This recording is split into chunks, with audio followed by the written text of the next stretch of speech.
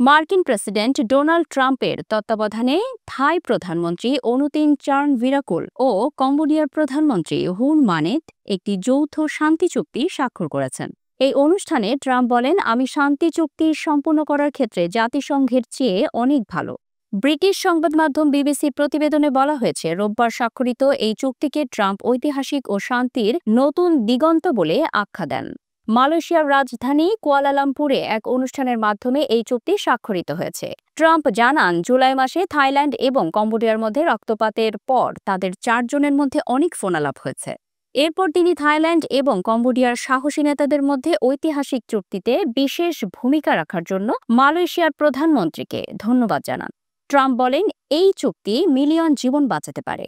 তিনি আরও বলেন, কোনো বিরোধ যতই কঠিন এবং জটিল হোক না কেন, শান্তিপূর্ণ উপায়ে তা সমাধান করতে হবে। এদিকে যুদ্ধবিরতিতে ভূমিকা রাখায় কম্বোডিয়ান ও থাই প্রধানমন্ত্রীদের প্রশংসায় ভাসছেন ট্রাম্প।